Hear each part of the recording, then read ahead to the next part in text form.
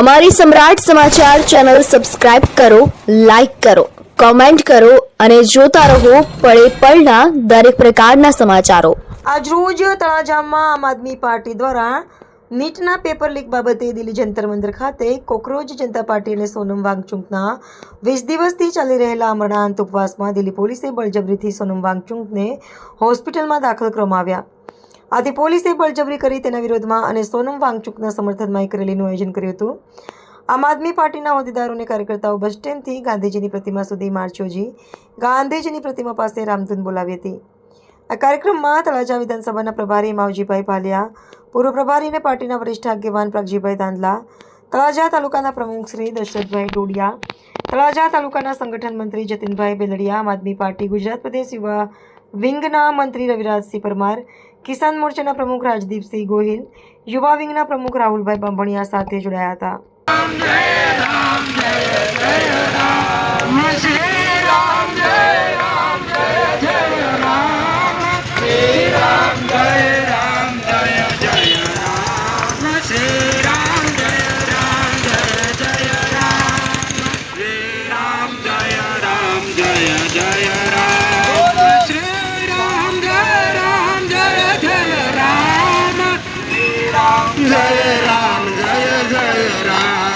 श्री राम जय राम जय जय राम, श्री राम जय राम जय जय राम, बोलो श्री राम जय राम जय जय राम, श्री राम जय राम जय जय राम, श्री राम जय राम जय जय राम, श्री राम जय राम जय जय राम, श्री राम जय राम जय जय राम, श्री राम जय राम जय जय राम। रघुपति राघव राजा राम, भाजपने सतगुरु दे भगवान। रघुपति राघव राजा राम, भाजपने सतगुरु दे भगवान। श्री राम जय राम जय जय राम, श्री राम जय राम जय जय राम। સોનમ વાંગચુકના સમર્થનમાં અમે અહીંયા રેલી કરી છે। તમારી સરકારના વિરુદ્ધમાં અરે એકલા તો એકલા જાય ટીપે ટીપે સરોવર ભરાવવામાં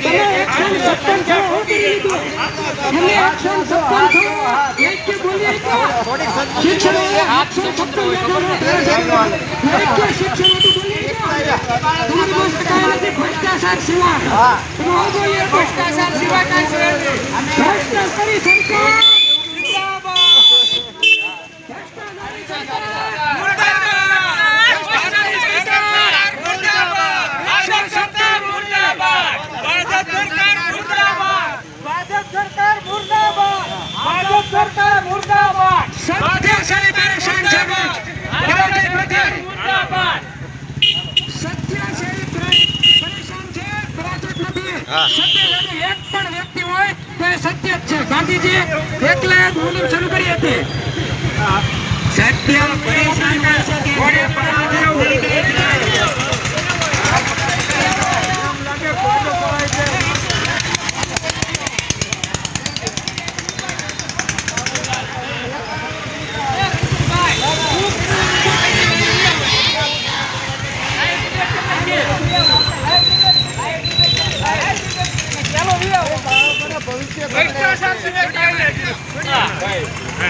આપણા બાળકોના ભવિષ્ય માટે એક વ્યક્તિ પોતાનો જીવ દાવ પર મૂકી દિલ્હીની અંદર જંતર મંતરમાં અનશન કરી રહ્યો છે ભૂખ્યા પેટે। આપણા બાળકો માટે એ વ્યક્તિ પોતાનું જીવન, પોતાના છોકરા, પોતાના ઘર પરિવારને છોડી પોતાનું જીવનને જોખમમાં મૂકી આપણા બાળકોના શિક્ષણ માટે એ પોતાનો જીવ ગુમાવી રહ્યો છે દિલ્હીની અંદર જંતર મંતર મેદાનની અંદર। તો એના સમર્થનમાં આપણા બાળકોના ભવિષ્યના સમર્થનમાં આમ આદમી પાર્ટી દ્વારા એક સમર્થન માટે પ્રોટેસ્ટ કરવામાં આવી રહી છે, જેની શરૂઆત આપણે અહીંયાથી કરીએ છીએ તો અહીંયા જેટલા લોકો બેઠા છે એમના બાળકો પણ કંઈક ને કંઈક સ્કૂલમાં કોલેજોમાં ભણતા હશે, નીટની પરીક્ષાની તૈયારી કરતા હશે. કેટલાય બાળકો ડોક્ટર એન્જિનિયર બનવાના સપના લઈને બેઠા હશે. પણ તમે બધે જોયું કે નીટના પેપર ફૂટી જાય છે. અરે પ્રાથમિક શાળાના ચોથા ધોરણના પેપર ફૂટી જાય છે. આ સરકાર ભ્રષ્ટાચાર સિવાય કઈ કરતી નથી અને શિક્ષણ તો દુશ્મન છે. છેલ્લા એક વર્ષની અંદર 1 લાખ જેટલી સરકારી સ્કૂલ બંધ કરી દેવામાં આવી છે અને પ્રાઇવેટ સ્કૂલમાં વધારો થયો છે. તો આપણા બધાના બાળકોના ભવિષ્ય માટે, આપણા બાળકોના શિક્ષણ માટે જો એક વ્યક્તિ પોતાનો જીવ પણ ગુમાવવા તૈયાર હોય તો શું આપણે આ પરિવર્તનમાં ભાગ ના લઈ શકીએ? આપણા બાળકોને રાત દિવસ મહેનત કરતા હોય છે અને હમણાં તમે જોયું કે નીટની પરીક્ષા હતી એમાં બાળકો જે પેપર રદ થયા એમાં પાછું વિદ્યાર્થીઓને ફરીવાર તૈયારી કરવા માટે પોતાના જિલ્લા સેન્ટરે જવું પડ્યું, પાછા ખર્ચા કરવા પડ્યા. અને મિત્રો, એકવાર જે તૈયારી કરી હોય પૂરા જોશથી 1 વર્ષ માટે અને પેપર ફૂટી જાય અને પછી જે તૈયારી થાય એમાં શું છે એ આપણે બધા જાણીએ છીએ. આપણે ખેડૂતો છીએ, આપણે એકવાર પાક વાવ્યો હોય અને વરસાદના કારણે કદાચ બરબાદ થઈ ગયો હોય અને બીજી વાર વાવવાનો હોય ત્યારે કેટલો જુસ્સો હોય ને મને તમને બધાને ખબર છે મિત્રો. જે પહેલી વાવણી થાય ને એમાં જે જુસ્સો હોય ને એ બીજી વાવણીમાં નથી રહેતો. એમાં આપણા બાળકના ભવિષ્ય સાથે છેડા થઈ રહ્યા છે. તો એ બાળકે 1 વર્ષ સુધી મહેનત કરી હોય પોતાની જિંદગી બનાવવા માટે, પોતાના મા બાપના સપના પૂરા કરવા માટે, પોતાના સપના પૂરા કરવા માટે એ સપના ઉપર, એની છાતી ઉપર કોઈક વ્યક્તિ પગ મૂકીને વયો જાય ત્યારે આપણે સમજવું જોઈએ કે આપણા બાળકો માટે, આપણે બીજા માટે નહીં, તો આપણા બાળકો માટે આપણે એકવાર પરિવર્તન લાવવું જોઈએ. તો અહીંયા જેટલા લોકો મારો અવાજ સાંભળી રહ્યા છે બધાને મારી એક વિનંતી છે કે કોઈની માટે નહીં તો આપણા બાળકો માટે એકવાર પરિવર્તન લાવીએ અને એવા વ્યક્તિને આપણે દિલ્હી હોય કે ગાંધીનગર હોય છૂટીને મોકલીએ કે જે આપણા બાળકોના ભવિષ્ય સાથે છેડા નહીં પણ આપણા બાળકોને પગભર કરે અને એમના મા બાપને, એમના પરિવારનું નામ રોશન કરે.